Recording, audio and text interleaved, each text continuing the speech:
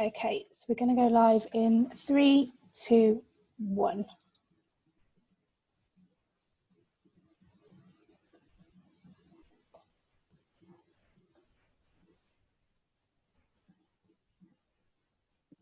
Good morning, everyone, and welcome to the 5th webinar of the Seamless Middle East webinar series. Today we have a 60-minute panel discussion entitled Digital Identity Management in the BFSI sector for Onboarding, Verification and eKYC. We're lucky to be joined by 4 industry experts on the panel today who've kindly agreed to share their expert insights, and all are bringing very different perspectives to the table. Our panelists today are Geeta Butslav, who is the Compliance Director at Beehive, Chinmaya Meher, who is the Head of Client Onboarding for Retail Banking for Standard Chartered, Hisham Mohammed, who is the Chief Information Security Officer for Emirates NBD Egypt. And moderating the session for us today, we have Vineet Madan, who is the Head of Retail Banking and the Deputy Regional Manager for the UAE and Gulf at Bank Mitr. In a moment, I'd like to hand over to Vineet so that we can get started. Before I do that, can I ask all of our panelists to turn on their webcams and microphones? And whilst everyone does that, I'd like to remind all webinar attendees that you can ask questions throughout the panel session, and our panelists will do their best to answer them. So without further ado, Vineet, I'd like to hand over to you. Thank you, Julia. Thank you for the introduction. And I welcome everyone on this webinar, including our panelists. Very good morning and welcome. Before I begin this discussion on digital identity management in the BFSI sector for onboarding, verification, and KYC, I'd like to have a quick round of introduction, if you don't mind, for our audiences. So let me begin with myself. Like Julia mentioned, so I'm Vineet Madan, currently heading the retail bank here in the UAE for Bank Mitr. And actually this subject is very close to my heart, having run retail bank here and before, and with the increasing digitalization of businesses, I feel that this subject is going to be very relevant, and I hope to have a very interesting discussion. With that, I'd like to request my panelists to self-introduce. May I start with Geeta, you? Yeah, good morning, everyone. So I am the Compliance Director at Beehive. So Beehive is based in the DIFC. We're a crowdfunding platform, a fintech. So I've been here for the last 2 years, and obviously my involvement on this topic is on a day-to-day basis, because obviously I'm heavily involved in the onboarding of businesses and investors, so individuals and corporates as well. Thank you, Geeta. Chinmaya, if you can introduce yourself. Yeah, hi, good morning, everyone. Myself, Chinmaya Meher. I'm the Head of Client Onboarding for Retail Bank, Standard Chartered Bank. So as you all know, Standard Chartered Bank is primarily a Asia, Middle East, and Africa focused bank. We are a global bank with deep local expertise, and our purpose is driving commerce and prosperity through our unique diversity. This is a very interesting topic for me because in my two decades banking and BFSI experience, I have seen multiple transformation, and I think the current phase of transformation is the most impactful, and we will see the greater impact of it very soon. Thank you, Chinmaya. Hisham, would you like to introduce? Good morning, everyone. My name is Hisham Mohammed. I'm Chief Information Security Officer in Emirates NBD Egypt. I have an experience for more than 10 years in the cybersecurity field. And recently I have many studies in fintech and blockchain technologies that we will share it during our session today. Actually, I'm very interested to this topic because this is one of the hot topics that we need to discuss in the digital transformation era. And I'm very happy to virtually meeting you all today. Thank you. Thank you very much, Hisham, and thanks, Geeta and Chinmaya. Thanks for the introductions. I think as we start the discussion, I'd like to just put some of my thoughts on the subject on the table, and then we'll do and I'll do the question and answer. I think, in my opinion, in the current digital era, we as customers and not as finance or fintech professionals, customers are forever in an instant gratification mode. I think in everything we do, we want our services to be available anytime, every time, wherever we are, and banking is no different. But what is unique about banking is it's not just the service that we get; it's also the security and privacy of our own data. That's also very important for us as clients of banks. In my opinion, and as a banking professional, I think there are clear opportunities with this trend, as well as challenges. I see the opportunity because banks who are able to balance this customer experience of a digital onboarding platform with ensuring and the safety and the privacy of the customer data, they can have a head start compared to the competitors. The challenge is precisely that it is not so easy to balance the two. It's not that easy, because you have to keep in mind the security aspect, plus you have to also look at the customer experience. Is that going to become very clunky, for example? So that's where the challenge lies, in my opinion. I think in a way now, for banks in the digital era, the identity itself is becoming the new money. It's a currency for the bank, because data is really what the, as they say, is the new oil. So identity is very closely related to data. So for banks, it has huge opportunities and challenges, like I said. In this discussion today, I think we're going to look at the key challenges, the trends and technologies in this platform, how banks are facing up to this. We'll have basically look at all these questions, and I'll one by one be asking these questions to the panelists. Let me start with the first question is to Chinmaya. If you can look at addressing this question. So the question is, how can traditionally clunky onboarding and verification processes be digitized, but at the same time kept simple from a customer's perspective? Thank you, Vinit, for giving that opportunity to me. Thanks for setting the context. And I just want to add, the digital world that we live in today this is also called the fourth industrial revolution. Right. It has unleashed unprecedented technology advancement, AI, robotics, blockchain, IoT, quantum computing, and several other technologies. So it's like an opportunity for the banks and BFSI sector to utilize some of those expertise and technologies available and create their onboarding experience. I mean, it's really an experience in terms of improving productivity, reducing cost, and client experience. So from my experience, the way I divide the whole onboarding journey is basically into 6 sub-processes or 6 building blocks. I call them building blocks. And I'm going to talk about each of these blocks very briefly. So the first one is product selection. The second one is filling an application form. Third one is IDV, which is identification and verification. We call them IDV or KYC. Fourth one is the risk assessment or the internal evaluation of the entity. And fifth, client experience. How do we ensure the stickiness of the client? And also the last one is giving the right product that customer has asked for. So, let me spend a little bit of time on each of these building blocks. Sure. The first one is product selection. Product selection is nothing but when you're building a digital onboarding channel or a digital platform, you have to give a listing of all your product catalog. It's for the customer to see and choose the right product that the customer wants. I can give you an example. Let's say a customer is looking for a cashback credit cards, and you have variety of credit card with each of the banks and financial institutions. So if you can give a comparison of what is the rewards card, what is cashback card, what is travel card, or what is many other cards, and let him choose the right product that he wants. It's more like a person sitting in front and selling a product and finding out the customer need and giving us the right product.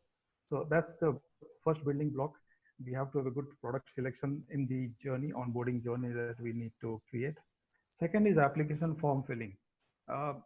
This is nothing but the way physical application forms are filled by a customer. Here we can create a digital application form. it can be a combination of making the client fill some of the application digitally, or populating or federating some of the data from various technology available today. So it's like, let the client make, fill the basic details, and then through the documents he's uploading, you can use OCR or algorithmic technology and, populate some of the information into the application form. Or you can also use, API banking and really pull out some of the information from various sources, which are acceptable data source, like a bureau or any other acceptable data source in the market. And make the experience very friendly and simple. The question is, how do we make it simple for the customers? If you make him fill 150 data points, he's not going to do it. So we have to find a way to balance how many he need to fill and how many we can pre-populate or federate from various sources. So, yeah, I think, this has been, from my own personal experience, I can also share, this balancing of the number of fields. And, we've always had, okay, we go to compliance and say, you need all of this information. And from a business side, you will have people saying, but why is this required? Is this redundant information, or is it duplicate? So you're absolutely right that striking that balance is critical. Yep. So the third building block is IDV, identification or verification, or KYC. So, identity is a premise basis which there is a relationship set up between a client and a bank or a financial institution. We need to identify the right party, because all subsequent processes, whether it is a name search or setting independent ID, is dependent on this process. This is the most critical process, and we can have a separate subject only talking about eKYC or identity verification process. Given the limitation of time, maybe we can talk briefly about it. Today there are multiple digital options available. There are countries who are offering digital identity, like you have UAE Pass in UAE, you have SingPass in Singapore, you have Aadhaar in India. You can use this digital identity and verify client instantly at the point of time in the onboarding channel. You can also rely on some of the national ID card issued by some of the country. There are countries who have come up with KYC bureau. It's a very interesting concept, like your credit bureau. You just ping the bureau and get a pull from the bureau saying that KYC is done for that guy. Or you can have a combination of various offline technology. What I mean by offline technology is, like, while you are capturing some document, you also capture the images. You do a cross data validation between the data and the image and the selfie that you are probably capturing from the customer. Some verification you can do upfront, some verification you can do at the time of delivering a physical delivery, courier delivery point in time, and things like that. So you have to decide a combination of what is feasible, what is available, and what can be achieved very quickly and with simply in a simple manner for the client. What you need to keep in mind, the purpose of this activity. Why are we doing this activity, and does it fit into the overall regulatory framework, because it has to be acceptable by the regulator as well. Right. Okay. The fourth building block, the next building block I call building block, is the internal assessment by the bank or the risk rating of the client. So if you are asking for a credit card or a lending product, there has to be a credit underwriting and things like that. And, CDD risk rating, low risk, high risk, or whatever. And next building block is client experience. While you are making the customer go through this journey, how do you ensure that the client is engaged in the platform? Otherwise, he'll lose his interest and he'll drop out. So that's very important. And also keep communicating to him that what is that he need and how are we, meeting the need of the client. And last building block is giving the right product that he wants. While he is experiencing the journey and the onboarding journey, you need to get the product.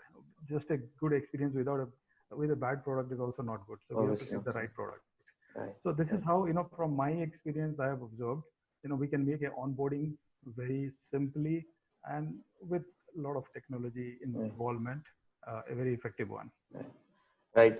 Absolutely right. You make some very valid points, Chinmay. I think if I can kind of, summarize, I think, like you said, there are quite a few elements that banks have to consider, but also that there are options available, approaches available for banks to customize the onboarding depending on their clients, their strategy, what exactly do they want to achieve, so there are options available, but clearly it's doable, right? We can move to a digitized onboarding and yet keep it simple. I think that's probably the answer.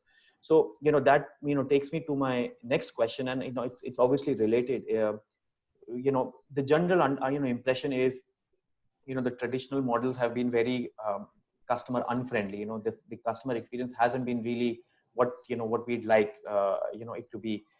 So this question is for Geeta, if you can kind of look at it, how do traditional face-to-face verification processes negatively impact customer experience, if at all in your opinion, if they do? And do you think the shift to digital identity and digital onboarding is really the answer to kind of address this challenge? Yeah, sure. So obviously talking from the onboarding experience that I've been dealing with, and obviously different institutions do it in different ways, but there is a negative and I think both a positive side to this. So traditionally, there's a lot of face-to-face contacts with a customer. So traditionally you would, the onboarding team or somebody from the team would meet somebody face-to-face. So that would require a person to actually physically go to a branch or an office to meet someone to show the ID documentation for it to be certified. On the other hand, from a compliance perspective, obviously the added benefit of meeting face-to-face is the proof of presence. The person exists, the likeness to the ID documentation that's been provided in terms of the photo. So in terms of that, that's an added benefit, but for the customer experience itself, I think moving to a digitalized onboarding format is going to be hopefully a lot more streamlined for customers and for businesses. So for example, for Beehive, moving to digitalizing onboarding just make things a lot smoother, because you don't have to get somebody to drive around to meet people, to see the ID documentation, especially for customers located in a different country. It could be a challenge. I think we've lost Geeta's audio. Geeta, you there? Okay, I think she's probably, we'll take that question up when we get her back. Chinmay, if I can move on to you, I think it's related to the previous question, that you answered. So, Interesting to see. Okay, we have her back. Geeta, you there? I think we've lost her again. Hi, sorry. For some reason, I got kicked out. I'm sorry. Yeah, actually. Okay, sorry. So yeah, go ahead. I think I've kind of covered the customer experience. I think it's a positive thing for us as a firm and for customers itself, because hopefully it should make it more smoother, basically. All right. Okay. Thank you. So Chinmay, like I was asking you about the digital identity verification processes.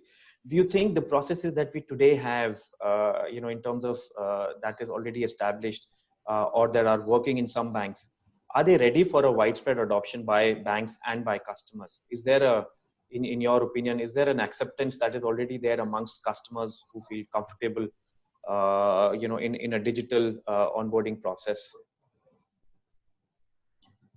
Yeah.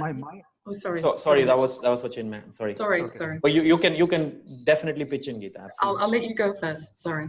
Thank you. So in my view, what banks and fintech are doing today is like experimenting various ways today, and at the same time there is an ecosystem which is getting developed with the governments and different digital identity authorities taking leads on this. So I don't think we can say that we have processes which are ready for widespread adoption. The way I would look at it, it has to be an ecosystem. When I'm getting into a relationship with a bank or a BFSI, normally it will be from a medium to long-term relationship. Let's say if I take a loan product, maybe 2 years, credit card, maybe 10 years, CASA account, maybe 10, 20, few decades. So it's not an overnight transaction or over the night over the month transaction. It can be from years to decades. So do we have the infrastructure who can support and make and reproduce when we want this information, and for this long journey, and not really one transaction, unlike a consumer transaction. So because we are a different industry in my view. And what can be the possible qualities that we need to look at and can say that this is ready for adoption? I would say it has to be accessible. Accessibility is very important, so that every nook and corner of the country, of the world, or anybody want to access, to be able to access.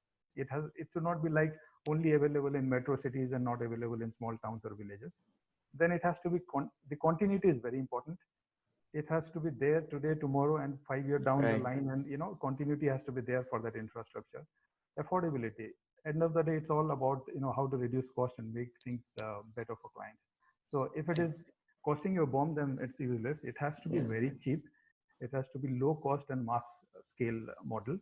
And then security. Of course, my colleague or my fellow panelists will talk about security afterwards, I guess. But it has to be secure, because otherwise the people have a trust in the banking sector will lose. Security is very important. And I don't think it's the bank alone can walk this journey. Exactly. The ecosystem has to be a combination of bank, finance, a regulator, industry, fintech, technology. It's a group of people who need to create an ecosystem for themselves. Yeah, and I think even the legal framework, I think that's also a very important aspect of how the legal framework supports, a digital identity. So yeah, absolutely valid points, Chinmay. Yeah. Geeta, did you? I think you also had something to add to this. I think it was covered already perfectly, so nothing to add. Thank you. Never mind. Thank you. Thank you very much. So I think we should move to our panelist from Egypt, Hisham. I think to get a perspective from there. Hisham, if I may, so you are obviously you handle information security for Emirates NBD. From your perspective, we've also looked at what Chinmay and Geeta said in terms of customer experience, in terms of the whole process that banks need to cater to. But do you think customers today are really ready to adopt these digital alternatives? And what, in your opinion, is required to be done so that this adoption increases? Okay. Welcome everyone. Hope you are good and safe. Again, as my colleague says, we are now in the digital transformation era, and many countries nowadays are looking for financial inclusion and to go through a cashless community, or at least a less cash community. And to achieve this goal, we have many challenges and many milestones that we need to achieve in order to reach this goal. First of all, as you may all know, in order to, as we are dealing with customer data, this is very sensitive and very confidential. So we may have some long steps or long procedures to ensure the security and the confidentiality of these customer data. But at the same time, we need to ensure that our customers have some customer experience enhanced, and not the traditional way they deal with financial institutions.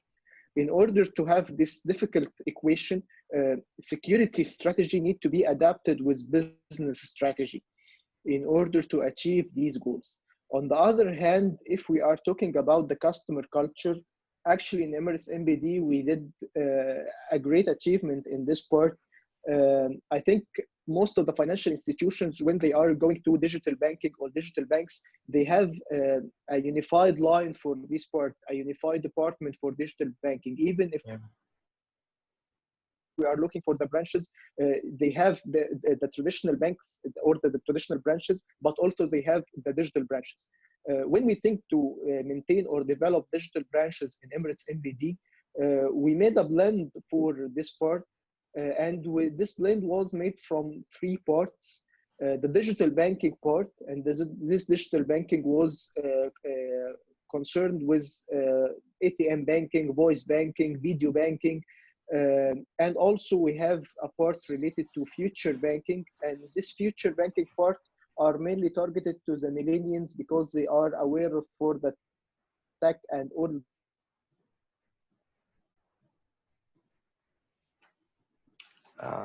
But also we have a part, and we name this part. Yes. And no, go also ahead. Go we ahead. have I a think part, your voice broke for a while. No problem. Yeah. okay. And also we have a part called consultation banking. And regarding the consultation banking, this is exactly the way our fathers and grandfathers do banking.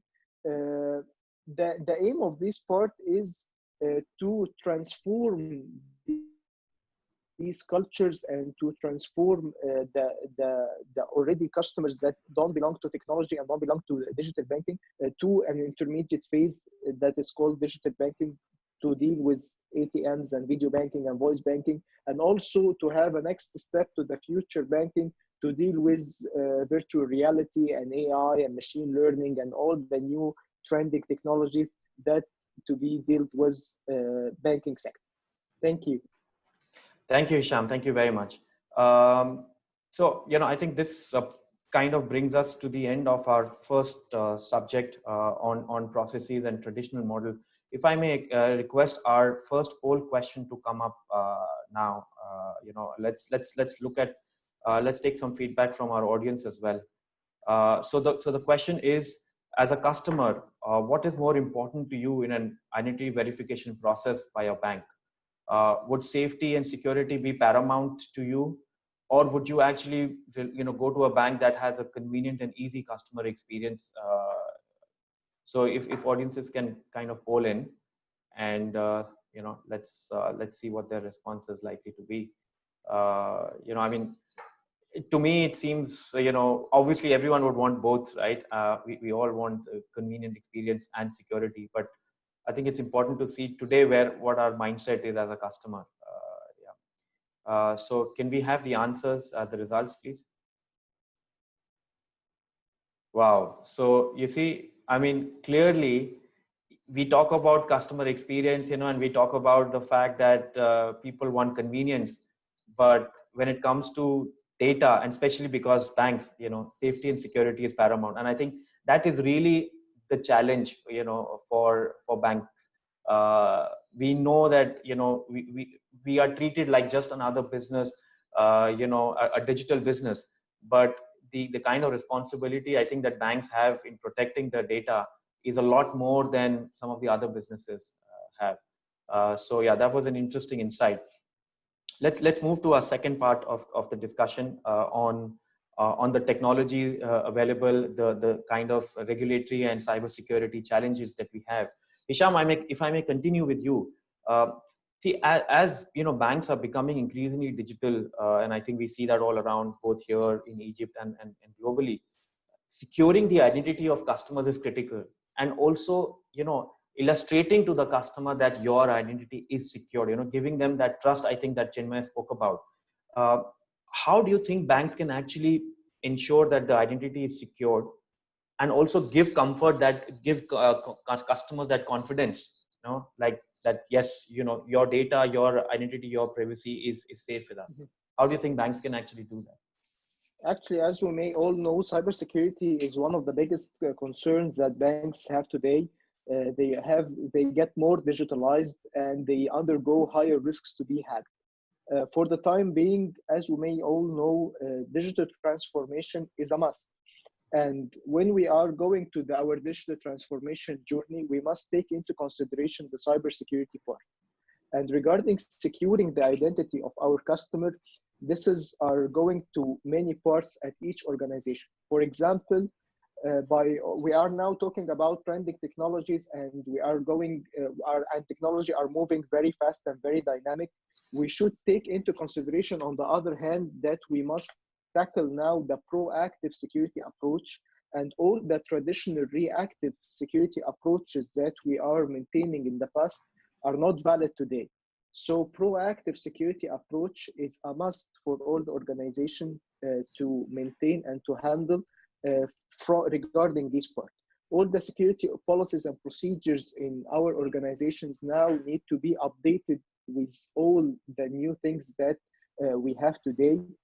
Also, and this is something very, very, very important to be handled, the customer awareness or the customer security awareness in specific.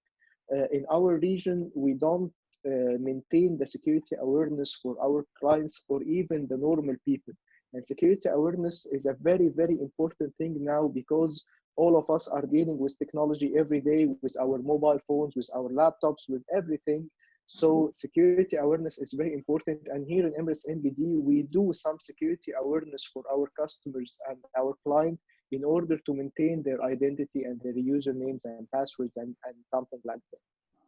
On the other hand, I don't want to talk only on the financial organization as a banks, because we have many financial organizations nowadays and they are not banks. And I'm specifically talking about the fintech initiatives. For example, in Europe, and because our pandemic that we are talking nowadays, in the couple of months ago, 72% increase in the fintech initiatives in Europe region.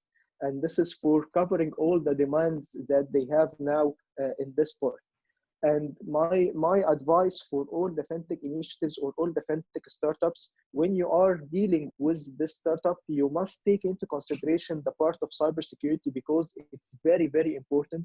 And on the other side, we are dealing with customer data, we are dealing with sensitive information, so we must deal it properly with this part. Thank you. Right. Thank you, Hisham. So, you've touched a very, important point. I think two takeaways that I have. One is, you mentioned about a proactive approach, right? I think that's really important. And proactive, I think it's not just for, employees within banks and fintech, but like you said, customers as well. Banks, I think in fintech need to do a lot more in terms of keeping, making customers aware of the steps that the banks take in keeping customer data safe. Awareness campaigns, I think we see all around, especially here in the UAE. I think, there's a lot of effort that's going in terms of building that confidence in customers, because, cyber security, like you said, is a real threat, and it's a real challenge for all of us in this industry. But just to add to that subject, Hisham, talking specifically about cyber security and digital identity, right? I mean, cyber security impacts us in a lot of other areas as well. But when it comes to specifically digital identity management, what, according to you, are the real challenges from a cybersecurity perspective? And in your opinion, have banks really, are they actually, doing something about it? Or what are the specific steps, let's say, a bank or a fintech like can take, a small startup to ensure that, the identity is preserved and protected from cybersecurity? Great. For the digital identity part, first of all, we need to mention that the transformation from traditional identity to digital identity is not easy at all. And you may have some challenges related to regulations and laws and all these parts. But when we go through digital identity, which will maintain a higher security, for example, if I transform the wet signature of the customer by a fingerprint or a biometric, this is a higher security, but at the same time, I can be exposed to another risks that need to be maintained. For example, a proactive fraud prevention module is a necessity for all the digital identity that we have nowadays. If I can challenge the customer, if there is any fraud case or any suspicious transaction that need to be challenged by a multi-factor authentication, for example, and to adapt the identity security concept, something you know, something you are, something you have, all these techniques can cover the part of the digital identity and can secure the identity of the customer. But again, awareness is very important. Security implementations from the organization itself is important.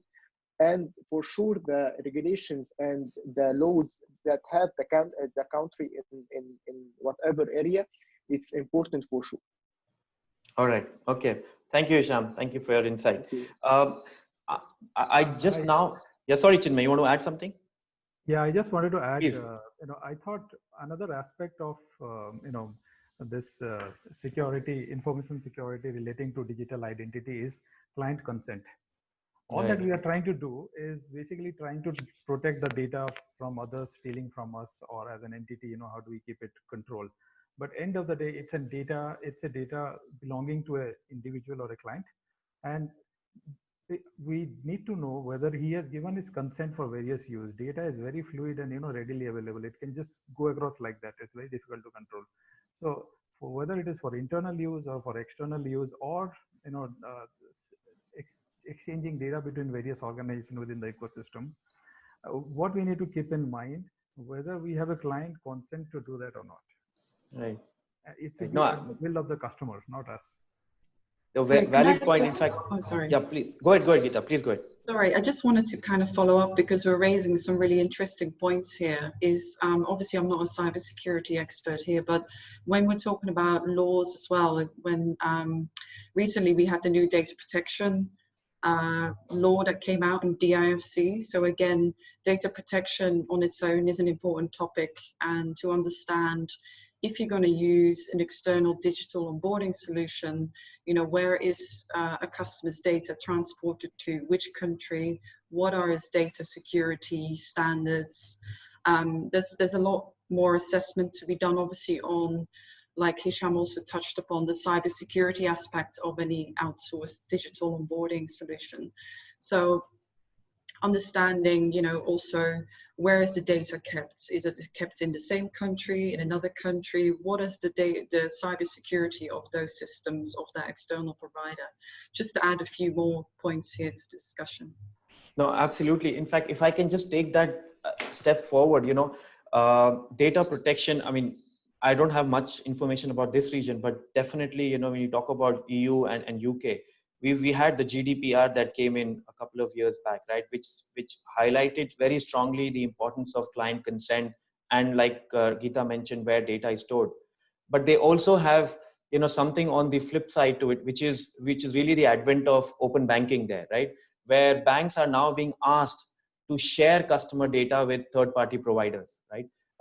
Because as if I as a customer am okay with my data being shared with a telecom provider or for any other service provider, banks have to do that, or that's by law that's enforced, right? So in your opinion, I mean, this is an open question to all of you. In all likelihood, this kind of open banking may come into this region as well. How do you see that panning out? I know maybe we're a little behind the curve, so to speak, but those are things that are already there actually. So yeah, any opinion on that? Yeah, just to add to that, the new DIFC data protection law is actually aligning itself very much to GDPR and European standards. So there's now a lot more transparency required to customers. What do we do with their data? Right. Right to erasure of data when it's not required. Like there's different rules around that. So also data security, being more transparent with customers. Yeah. So we're definitely coming a lot closer to what they're doing in Europe at the moment. Right. That's interesting. So my next question is something that is probably the underlying foundation to everything we've discussed, and that's technology, right?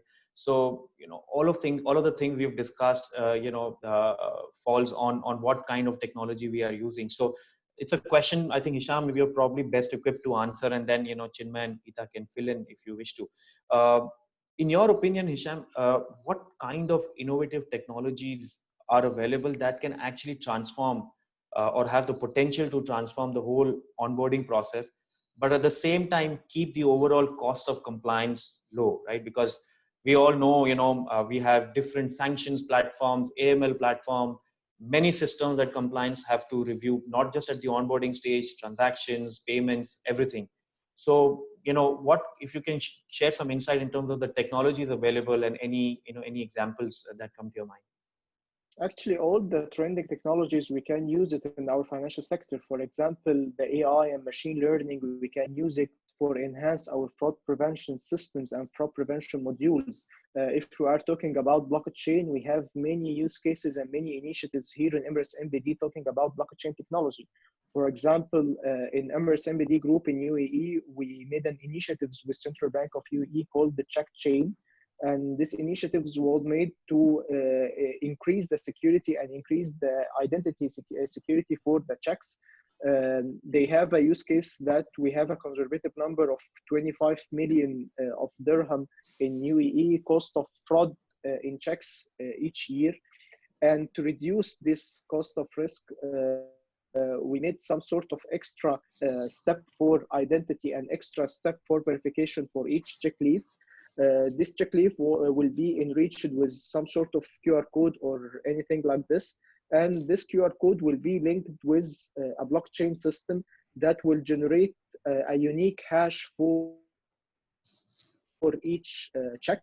And as we may all know, blockchain have a fantastic cryptography module, and they generate unique hash per each transaction. So we are estimating that this will decrease the fraud cases in checks by 30 or 35%, and this is a good percentage for us. On the other side, if we are talking about customer onboarding journey, we have an initiative also with Central Bank, in cooperation with Central Bank of Egypt, for eKYC, and we have an initiatives to onboard our customers, the eKYC for retail customers especially, that will be on blockchain system. For example, if I am a customer in Emirates NBD and I want to open an account in another bank, in this case, I will sign off all the KYC instructions again. And if I will go to a third bank, a fourth bank, in this case, I will have the KYC in each bank I will open an account. But in our case in blockchain, once you have a KYC in only one bank, this KYC is shared through blockchain network, private blockchain network for sure. And this will enhance the customer experience for this type. And my opinion in this part, will be a step for an open banking platform, for example. You can at some step have a mobile application and choose whatever bank you want to open an account in it, and you will go through all the internal process regarding this part. And also with an automated tool or automated system, you will have all the regulations and all the instruction embedded in this system and automatically happen. And this is a very fantastic target goal we can reach. Right, Hisham. I think I must admit that Emirates NBD is obviously been or known to adopt digital tools and digital channels for customers before the competition, right? So the use cases that you mentioned are an example of that. But what you just said about sharing the KYC through blockchain, I think UAE Pass, which is really the initiative of the government of UAE, is clearly a step in that direction, right?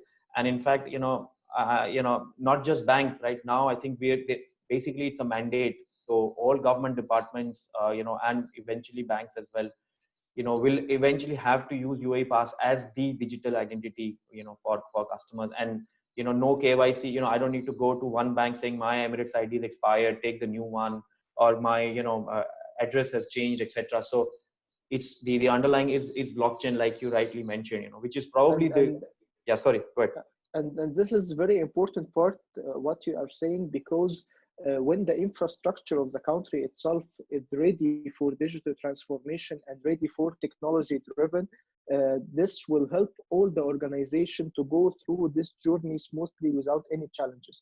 But when the country itself have some challenges related to the digital infrastructure or the technology infrastructure, may have some showstoppers when the organization go through this journey.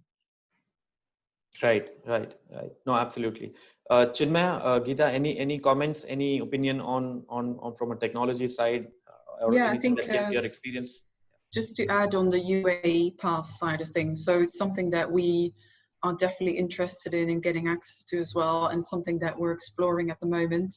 The other question, on the other hand, is what is the coverage of UAE?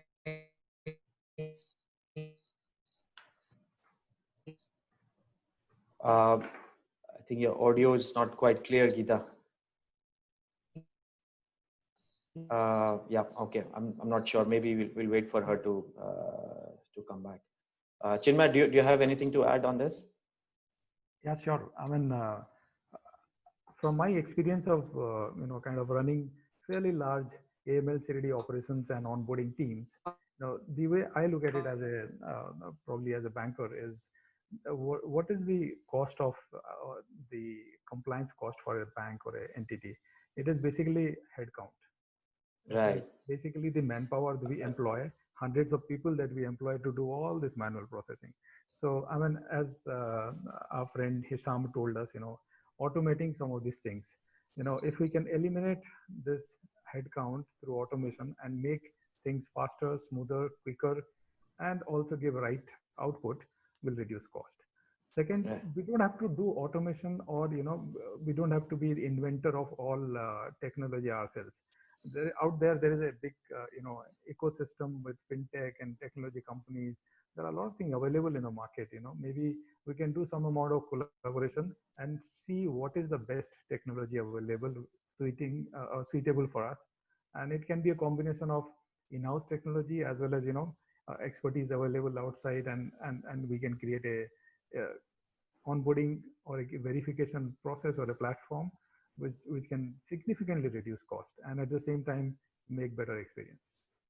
Right. I think Geeta, there we had some issues with the audio. You were talking about UiPath. Would you like to complete what you wanted to say? I don't really have that much to add, apart from the fact that coverage of UAE Pass is obviously something that's being pushed by the government as well. So for example, I log in to my Dua app, I'm being asked to register on UAE Pass. Obviously, Emirates NBD has been heavily pushing UAE Pass as well. So as a bank account holder, you already transferred onto UAE Pass. So the coverage should hopefully grow very quickly. Yeah. That's No, I think there is huge acceptance amongst the banking community for UiPath, and eventually it will become a norm, if that's the way I see it. Exactly. Right. So I think we have about 7-8 minutes for Q&A. Let me just have a look at what questions we have here. So Zulfikar Khan has a question. He says, okay, I have not seen much of the possible options being implemented by the banks and Beehive. At the end of the day, they all resort to traditional documents and engagement methods.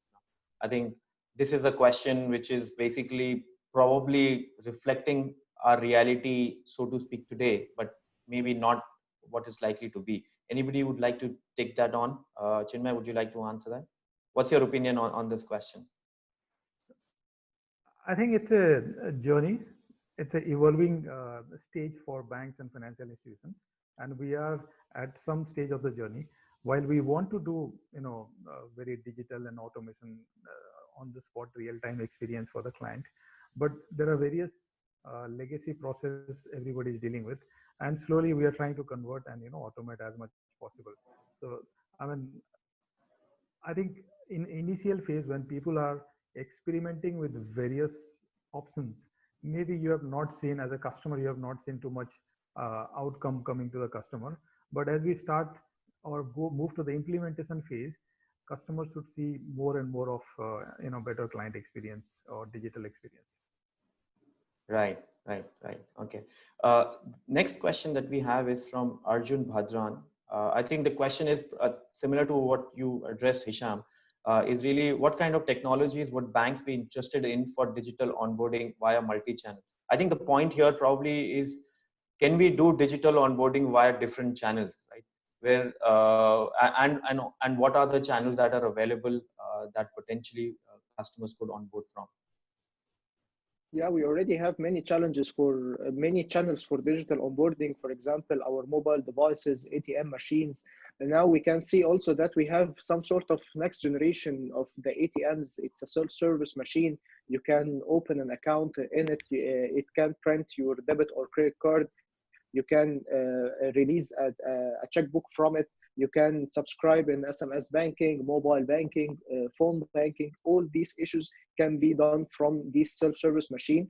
And also, if we are talking about expanding our banking network, this machine can be set up in malls, in clubs, in public places. So it can meet larger number of customers and to achieve target that we already discussed in the first in our session, the financial inclusion part, and to engage the much more customers to our banking journey. Right. Okay. The next question we have is, do you think the situation with COVID-19 has pushed financial institutions to reprioritize the importance of digital onboarding? And do you think the mass shift to digital BFSI channels will stick? Geeta, could you look at that question? Yeah, sure. So I think we were always kind of on this road to digitalization. It's just COVID-19 has kind of pushed us to adopt measures quickly. And as Hisham mentioned, you know, especially with Emirates NBD and different banks, things are being digitalized a lot more. And I believe it will stick. It's something that, you know, we need to consider. Pandemic now has changed the way we live. And, you know, digitalizing everything is on, I think, on everyone's priority. It already was, but it's kind of sped things up. So I believe it will stick personally.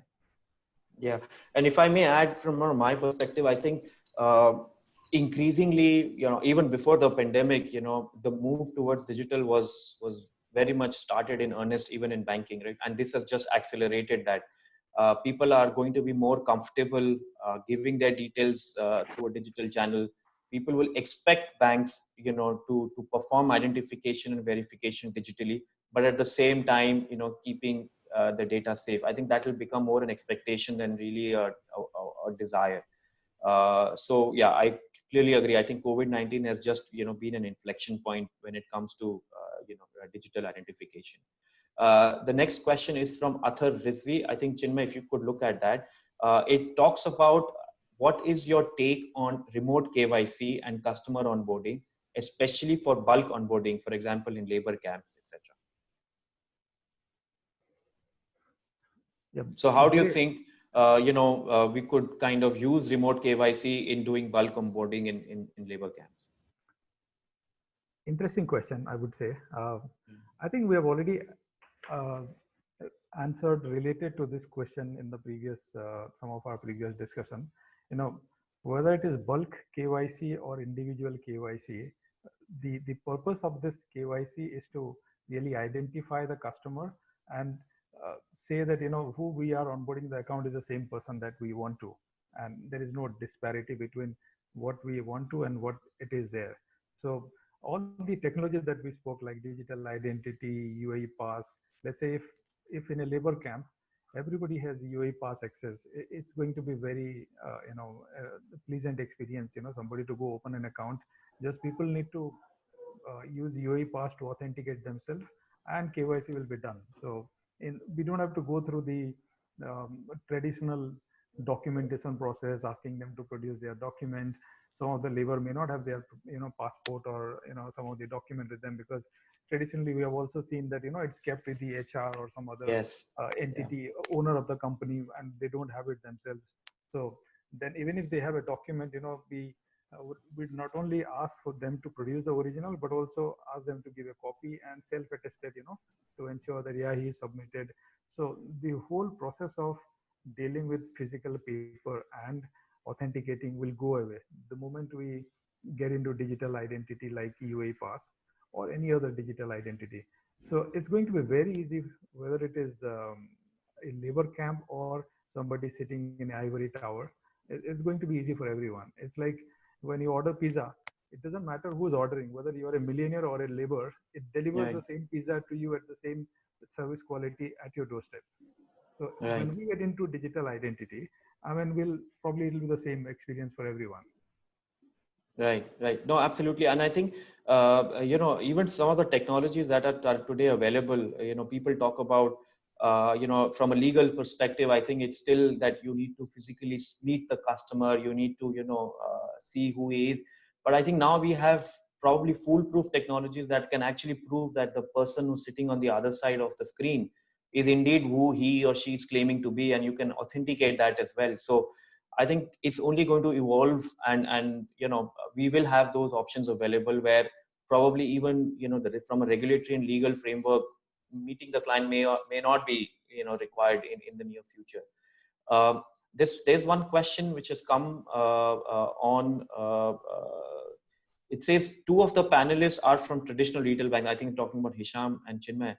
What is your branch strategy going forward? I think the question is probably not directly related to the subject, which is, you know, on identity management, But I think what they're trying to talk about is, are you moving towards, a digital branch or digital, channels, or you still going to have your branch strategy in place? Any one of you? Okay, see, if all the financial organization now didn't take real steps into digitalization and automation, I think at some point these organization can be totally obsolete from the market. And we already see some examples in the past that can explain this part. So all the financial organization now, and we must take into consideration that the tech companies are in the competition now. And tech companies have an edge from the financial organization because they know our customer, I think, more than financial organization know their customers. So in this part, all the financial organization must have their strategy, the digitalization and automation. They must fund or invest in the digital platform or digital banking journey. For example, in Emirates NBD, we have a big strategy regarding the digital banking and the digital branch. We have many new initiatives regarding digitalization and automation. We have a fully digital transformation project for Emirates NBD Group, including Emirates NBD Egypt. So this is my advice for all the financial institutions all over the world. If you need to maintain the customers for the next 10 or 20 years, you must tackle the digitalization part. Right. Okay. I think we have about a minute for one last question. And it's a pretty relevant question. I think Salah Idris asks, who do you see as the most suitable body to establish and own a digital ID verification bureau? I think it goes back to the same point that if every institution starts collecting digital IDs, and we want to be in a position where you could share digital IDs across providers within the ecosystem, who or what body in your mind should actually be owning that particular data asset?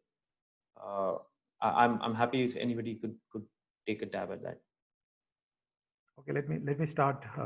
My personal view, it has to be a combination of stakeholders, including the regulator in a country, the digital identity authority in a country who is giving this digital identity, the legal system in the country, and the telecom service providers, because they also play a big role in this in terms of we are leveraging their technology to actually authenticate and communicate with each other.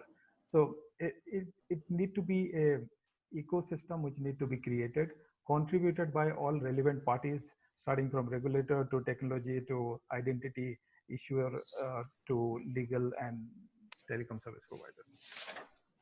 Right. Thank you guys. Thank you everyone. I think that's we have only this much time for the Q&A.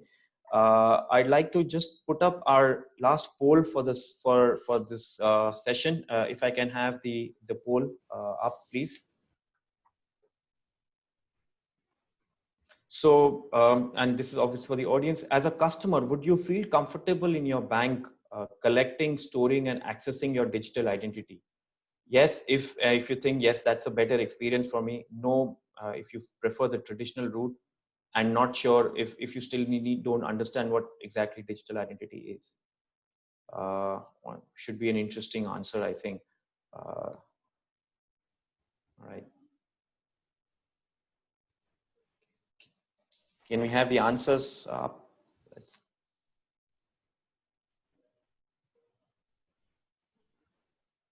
Wow, clearly, yeah. So it's very clear if you add the results of both the polls, customers want safety and security, and they are also comfortable, in storing in bank security. So in a way, it's good for us as banks that whatever we are doing today is working. They have that. They are okay with us sharing that, keeping that data. So I'd like to just close the discussion. I think by saying that having a digital identity is really a no-brainer for banks. They'll have to, if they haven't already, shift their mindset and their model to cater to this changing customer behavior and need. But I think us as customers will also have to change. Just like we've always entrusted the banks with our money, with our asset. Now we'll have to trust the banks with their asset now, which is our digital identity, right? So it'll have to work both ways. We want convenience, but we also have to trust the banks in our data, in our identity that they keep. With that, I'd like to thank all my panelists. Thank you so much for your time and for the interesting insights that you shared with all of us. And I hope our audience, had a valuable session. Thank you very much. Thank you so much. Take care. Thank you. Thank you very much. Thank you. Bye-bye. Thanks, Vinny. And again, a huge thanks to all of our panelists for today.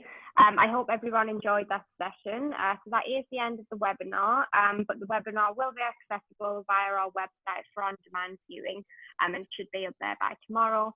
If you do have any questions, please feel free to get in touch with us via our website. So thanks again to our panelists, our moderator, and for the audience for joining, and we hope to see you soon. Thank you so much. Bye-bye.